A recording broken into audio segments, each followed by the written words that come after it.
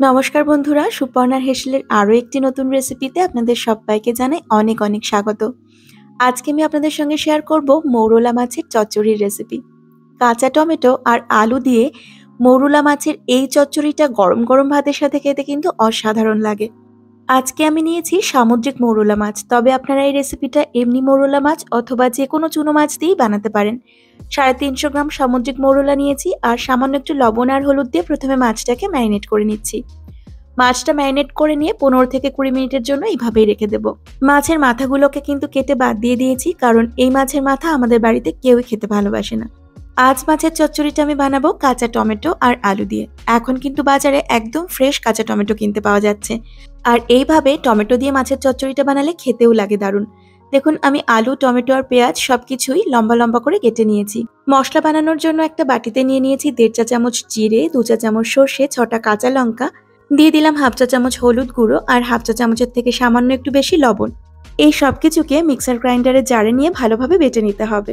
এবার রান্নাটা করার জন্য একটা কড়াইতে পর্যাপ্ত পরিমাণ সর্ষের তেল গরম করে নিচ্ছি, আর তেলটাকে কিন্তু ভালোভাবে গরম করে নিতে হবে। কড়াইটা গরম হয়ে যাওয়ার পর তেলটাকে অ্যাড করতে হবে, আর তেল থেকে ধোঁয়া ওঠা শুরু করলে তারপর মাছগুলোকে অ্যাড করতে হবে, তা না হলে মাছগুলো কিন্তু কড়াইতে লেগে যেতে পারে। মাছের একটা পাশ বেশ লাল লাল করে ভাজা হয়ে গেলে তারপর মাছগুলোকে উল্টে দিতে হবে, আর দুপাশ ভালো করে ভেজে নিয়ে মাছগুলোকে তুলে নিতে হবে। এই মাছটা কিন্তু একটু কড়া করেই ভাজতে হবে, আর নরম থাকা অবস্থায় উল্টাতে গেলে কিন্তু মাছগুলো ভেঙে যাবে। অবশ্যই করে মাছগুলোকে হাই ফ্লেমে ভাজতে হবে, আর এই মাছ কিন্তু খুব তাড়াতাড়ি ভাজাও হয়ে যায়। তো মাছগুলোকে এখানে আমি খুব ভালোভাবে ভেজে নিয়েছি, দুপাশ থেকে বেশ লাল লাল করে ভাজা হয়ে গেছে। এবার এগুলোকে তুলে আমি আলাদা পাত্রে রেখে দেব, আর একই রকম ভাবে বাকি মাছটাকেও কিন্তু ভেজে নেব। সম্পূর্ণ মাছগুলো ভালোভাবে ভেজে নেওয়া হয়ে গেলে ওই কড়াইতে আরো সামান্য একটু তেল অ্যাড করে তার মধ্যে দিয়ে দেবো কালো জিরে ফোড়ন। আমি 1 চা চামচ মতন কালো জিরে 2 হাতের তালুতে খুব ভালোভাবে একটু ডলে নিয়েছি। তারপর দিয়ে দিলাম 4টে কাঁচা লঙ্কা, আর কুচিয়ে রাখা পেঁয়াজটাকেও এর মধ্যে দিয়ে দিচ্ছি। পেঁয়াজগুলোকে কিন্তু একটু বড় বড় করেই আমি কেটেছি, আর পেঁয়াজটা পরিমাণে একটু বেশিও নিয়েছি, মানে 2টো বড় সাইজের পেঁয়াজ আমি এখানে ব্যবহার করেছি। পেঁয়াজটা বেশি দিলে এই রান্নাটা খেতে বেশি ভালো লাগে।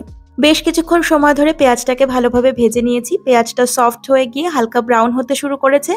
এবার এর মধ্যে দিয়ে দিচ্ছি আমি আলু। আমি 4টে মাঝারি মাপের আলু নিয়েছিলাম, তবে আপনারা চাইলে কিন্তু আলুর পরিমাণটা কমও দিতে পারেন। আলুর সাথে সাথেই কিন্তু আমি কেটে রাখা টমেটোটাকেও এর মধ্যে অ্যাড করে দেব। তারপর দিয়ে দেব লবণ। আমি এখানে 1.5 চা চামচ মতন লবণ দিচ্ছি। মশলা বাটার সময় সামান্য লবণ দিয়েছিলাম, সেটা মাথায় রেখে লবণটাকে অ্যাড করতে হবে। এবার বেশ কিছুক্ষণ সময় ধরে সবকিছুকে রান্না করে নিতে হবে। লবণ দেওয়ার কারণে টমেটো থেকে জল ছাড়বে, টমেটোটা বেশ সফট হয়ে আসবে, আর এটাকে ততক্ষণ পর্যন্ত এভাবে নেড়ে নিতে হবে যতক্ষণ না টমেটোর যে এক্সট্রা জলটা বেরোচ্ছে সেটা টেনে গিয়ে এটা একটু ভাজা ভাজা হয়ে আসছে। লবণের সাথে সাথে একটু হলুদ গুঁড়োও কিন্তু অ্যাড করে দিতে হবে। এইভাবে কাঁচা টমেটো দিয়ে মাছ চচ্চড়িটা খেতে কিন্তু দারুণ লাগে। যদি সামুদ্রিক মৌরলা মাছ না পান তাহলে যে কোনো চুনো মাছ দিয়ে বানিয়ে দেখবেন, অথবা চাইলে পুঁটি মাছ দিয়েও বানিয়ে দেখতে পারেন। ভীষণ ভালো লাগে খেতে। আমার রেসিপি আপনাদের কেমন লাগে সেটা কিন্তু আমাকে জানাতে ভুলবেন না। ভালো লাগলে অবশ্যই একটা লাইক করে দেবেন। আর আপনি আমার চ্যানেলের নতুন বন্ধু হয়ে থাকলে প্লিজ আমার চ্যানেলটিকে সাবস্ক্রাইব করে পাশে থাকবেন। দেখুন, টমেটো আর আলুটা কিন্তু বেশ ভালোভাবে সফট হয়ে এসছে, আর টমেটোর এক্সট্রা জলটাও শুকিয়ে গেছে। এবার আমি এর মধ্যে দিয়ে দিলাম যে মশলাটা বানিয়ে রেখেছিলাম সেটা। মশলা বেটে তার মধ্যে আমি পর্যাপ্ত পরিমাণে জল দিয়ে মশলাটাকে একটু হাতের সাহায্যে ছেঁকে নিয়েছি।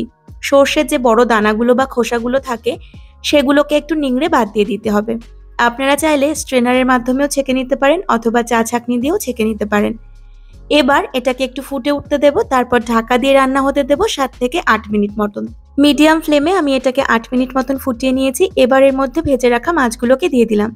মাছগুলোকে হালকা হাতে মিক্স করে নিয়ে এটাকে আবারও ঢাকা দিয়ে রান্না করে নেব 4 থেকে 5 মিনিট মতন।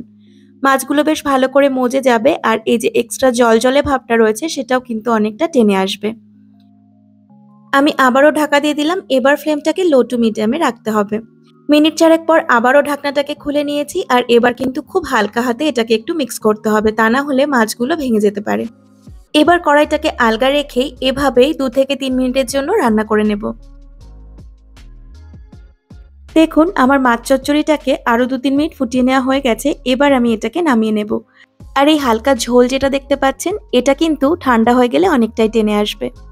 আমাদের মৌরলা মাছের চচ্চড়ি একদম তৈরি গরম গরম ভাতের সাথে সার্ভ করার জন্য, আর এটা কিন্তু খেতে অপূর্ব হয়। অবশ্যই একবার বানিয়ে দেখবেন, আশা করি সবার ভালো লাগবে।